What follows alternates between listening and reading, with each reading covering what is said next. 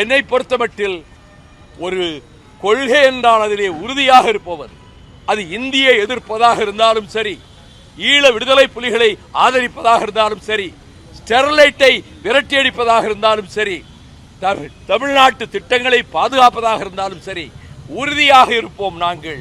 அதே நேரத்தில் இந்த துரோகத்தை நாங்கள் மன்னிக்க முடியாது.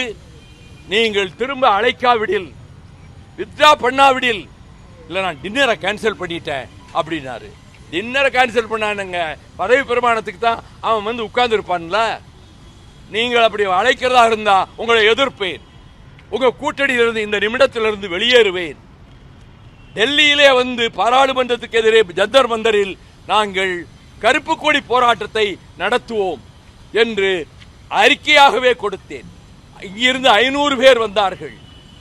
பிரதமர் பதவி பிரமாணம் எடுக்கிற அன்று இந்தியாவில் எந்த கட்சியும் அதை எதிர்க்கவில்லை, எதிர்த்து ஒரு போராட்டமோ கருப்பு கொடியோ காட்டவில்லை. நாங்கள் 500 பேரும் 1 மணி நேரம் கடுமையாக நான் பேசி ஆங்கிலத்தில் முழக்கங்கள் எழுப்பி பின்னர் கைது செய்யப்பட்டு பார்லிமெண்ட் போலீஸ் ஸ்டேஷன் வளாகத்துக்குள்ளே நாங்கள் அடைக்கப்பட்டோம். அந்த ஐஜி என்னை மிக மரியாதையாக நடத்தினார். அப்பொழுதுதான் சொன்னேன், பகத்சிங் பாராளுமன்றத்திலே வெடிகுண்டு வீசிவிட்டு இங்கேதான் கொண்டு வந்து அடைத்து வைத்திருந்தார்கள், எனக்கு தெரியும், படித்திருக்கிறேன், அந்த அறை பூட்டப்பட்டே இருக்குமாம், அதை திறந்து காட்ட சொல்லுங்கள் என்றேன். உடனே அவர் சூப்பரண்டை அழைத்து அந்த ரூமை திறந்து அவரை வைகோவை உள்ள அனுப்புங்க. அந்த கதவை திறந்தார்கள். நான் உள்ளே சென்று மண்டியிட்டு அமர்ந்து, இந்த இடத்திலே தானே அன்றைக்கு பகத்சிங் அடைக்கப்பட்டு இருந்திருப்பார்.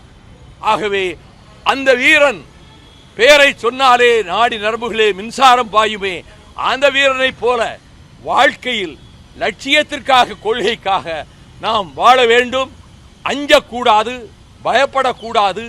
எது நேரினும் எவ்வளவு கடுமையான சோதனைகள் வந்தாலும் நம்மோடு இருக்கிற லட்சோப லட்சம் தொண்டர்கள் எந்த பதவியும் இல்லை என்றாலும் அவரே தனக்கு வந்த கேபினட் மந்திரி வேண்டாம் என்று சொன்னவர் தானே, நமக்கு எதற்கு பதவி என்ற உணர்வோடு தமிழகம் பூராவிலும் இருக்கிறார்கள். அவர்களிடத்திலே நேற்றைக்கு கூட்டத்திலே கூட விரிவாக பேசினேன்.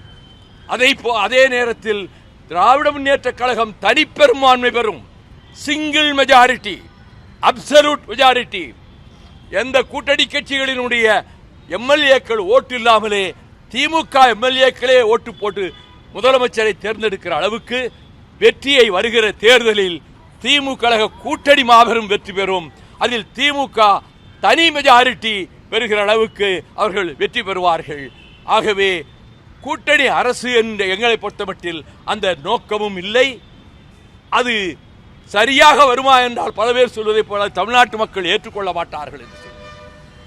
ஆனால் கூட்டணி மாபெரும் வெற்றியை பெறும், திமுக தனி மெஜாரிட்டி பெறும் என்பதிலே நான் உறுதியாக இருக்கிறேன். பிளே ஸ்டோர் மற்றும் ஆப் ஸ்டோரில் இருந்து பாலிமர் செயலியை QR கோடு மூலம் பதிவிறக்கம் செய்யுங்கள். செய்திகளை உடனுக்குடன் பெறுங்கள்.